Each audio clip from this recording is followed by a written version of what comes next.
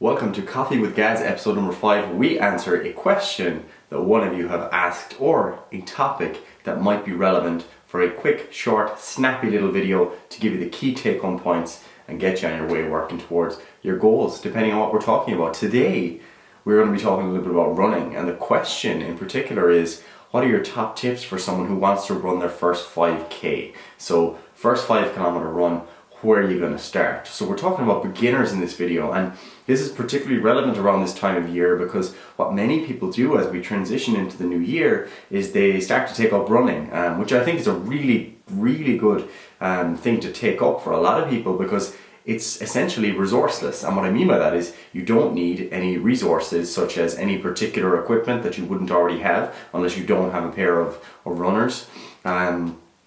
You don't need a gym membership, you don't need to buy weights, you don't need like new gear or anything. Most people have shorts and t-shirts and a pair of shorts, t-shirt, pair of runners lying around the place, and that's pretty much enough to get you going. So you can start getting fitter, you can start improving your cardiovascular fitness, you can start to improve your muscle strength even if you've already got a low level of muscle strength. That's going to contribute to some degree of increase in strength, maybe even muscle mass. Probably not the best way of going about it, but the point is, if you're not exercising, running is a fantastic thing to take up. Even if you are exercising, but you don't have any, you don't have a good cardiovascular base, like you're not particularly good at running, you're not good at cycling, you're not good at any of those kind of aerobic activities, and maybe you're just good at weight training, that's your thing, taking up something like running or some other form of cardiorespiratory training can be really beneficial for your health. So, time of year, appropriate. Lots of people are thinking about this. So, when you're starting to think about your 5K run, what many people do is they just go out and they run as fast as they can for as long as they can. And that's the way people typically structure their training. And what you'll often find is that when people start to run like that or train like that, they burn out very quickly. One of the things that a lot of trainees would have reported to me is that they started running but they stopped immediately because they just got so sore and their knees were at them and they just didn't really like the experience at all. But when you actually reflect on what they did, what you'll find is that they went out onto the road, they ran as fast as they could, they tried to just keep going, but they didn't really have a plan of action and they totally fatigued themselves, and then they wake up the next day or the day after and they find that they're really uncomfortable. And that is very similar to what happens when people start resistance training. So they go to the gym, someone puts them through a really difficult workout, the next day they're totally crippled and they never want to go back again. And that's totally understandable.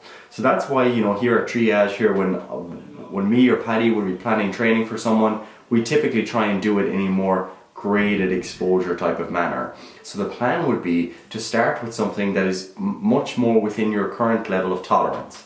So something that you're more likely to be able to tolerate, that isn't going to be so far beyond your capacity that you're going to be really sore and really uncomfortable, and then we'll build up from there. So something that could look like something as simple as starting on week 1 with 3 by 1 kilometer runs. Like that could be your goal. You could do a kilometer on Monday, kilometer on Wednesday, kilometer on Friday, and that's your introductory week. That's week 1. If you've never ran before, that's enough. It mightn't seem like a lot, it might seem like nothing, it might seem like you're wasting your time, but if you're trying to make this a sustainable practice that you want to carry out throughout the year ahead, throughout many years ahead, then this is probably the best way to start to introduce it. If you already have a good base of fitness, you might start a little bit higher. You might say, I'm going to do a 3 kilometer on Monday, a 3 kilometer on Friday, and on Wednesday I'm going to do, 500 meters a bit faster, 500 meters a bit slower. Something as simple as that. The point is not the specific workouts. That's not what I want you to take away from this. What I want you to take away from this is that the goal is to start simply. The goal is to start simply and then to begin building things up a little bit more. So how would you actually go about that? So let's just say you were that person, week 1, right, I'm listening to you, Gary, I've got you, we're going to do 3 1 kilometer runs. You might even do 2, you might even do 1. The point is we're starting at a low level of entry. That's where we want to start. We want to get something on the board so we can build on that going forward. So when you start that first workout, the first week, your goal isn't to just go as fast as possible. Your goal is to, maintain a pace that you feel you could sustain far beyond the 1 kilometer. So when you get to the 1 kilometer, you should feel like, if someone was to ask you how hard would you rate that out of 10, how difficult was it? You might say, it was maybe a 6 or a 7, like no higher than an 8. I wouldn't want someone rating it any higher than an 8 because I want them to feel like I can actually go for another bit. Like I've got more in the tank. So that's what we're looking for to start off. We're looking for workouts that are maybe 60 to 80% of your max level of effort, let's say. You don't want them to be going beyond that, because the goal isn't to test fitness at this point. The goal is to build fitness at this point. So we find our entry point and then we build upon it.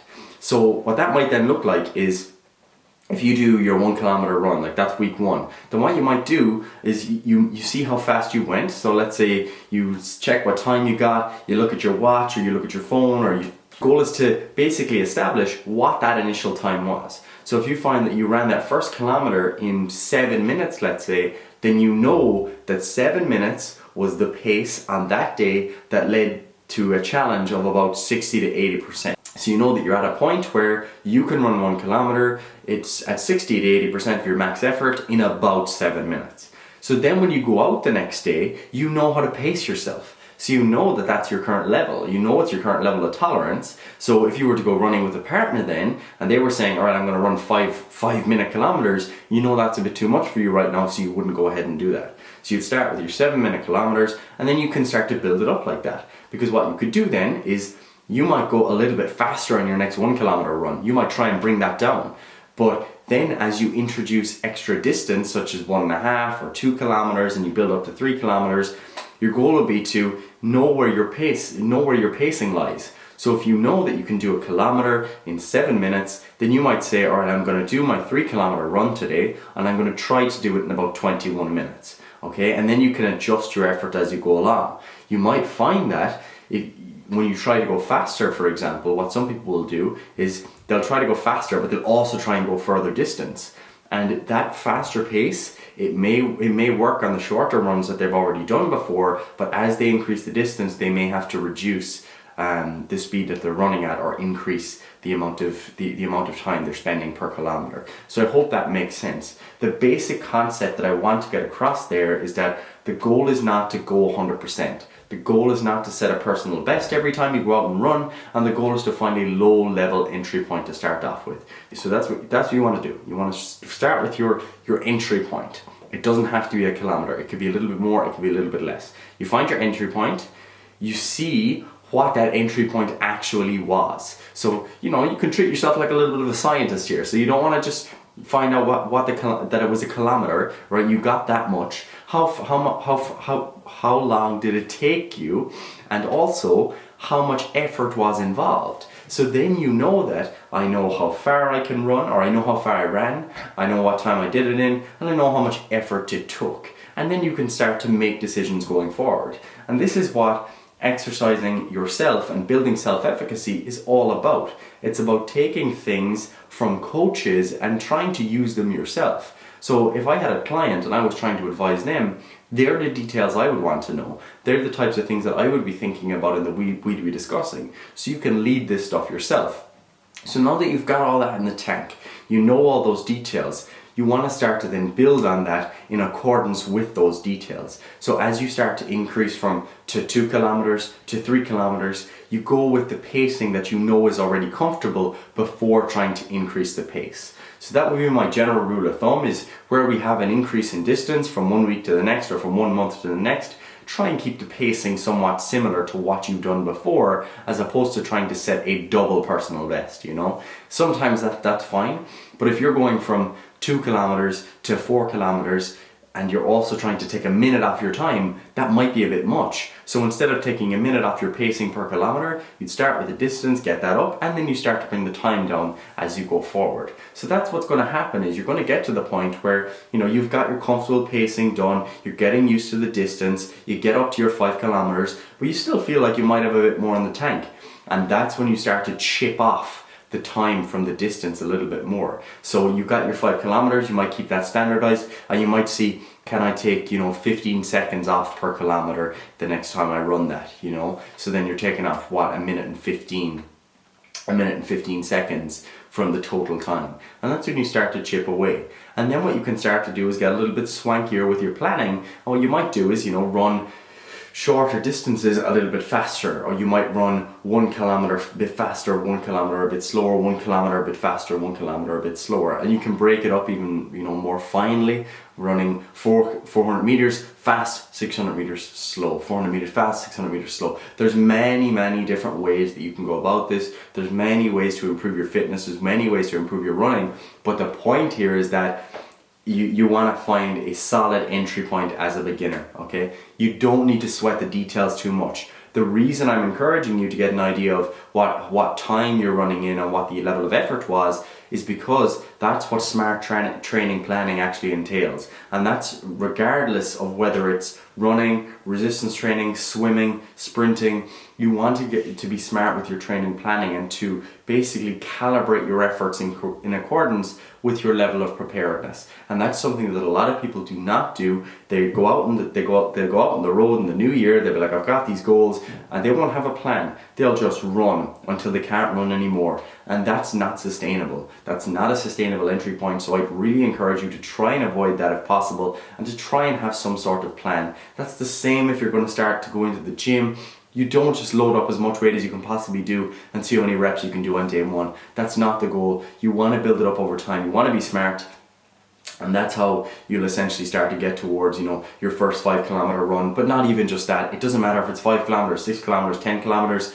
The goal is to get there in a smart manner so that you can continue to do this for the long run. That you can start to do this and that you can actually get better, because that's the goal, you know. You don't want to just wing it, because that's what a lot of people do. They'll run a 5K and then a few months later they'll run another 5K, but all they're really doing is running as fast as they possibly can over that distance and seeing where they end up, instead of having this nicely calibrated training plan that you guys are now starting to build in your heads. So if you have more specific questions, of course, feel free to drop them down below. Like, the point of these videos is not to, like, it's to give you take-home points, give you key concepts that you can go away and apply, but it's not necessarily just to spoon feed you either. Like, I don't want to just say, yeah, here's a 4 to 6 week 5K training plan, because I don't know who you are watching this video.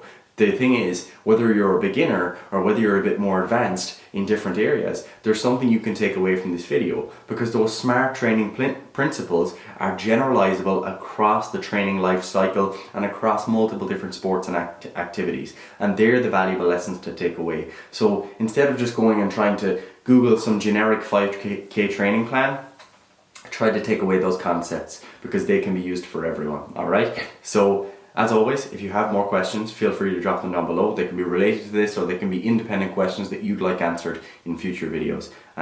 So yeah, that is this week's Coffee with Gaz. I was speaking so quickly I forgot to even drink my coffee.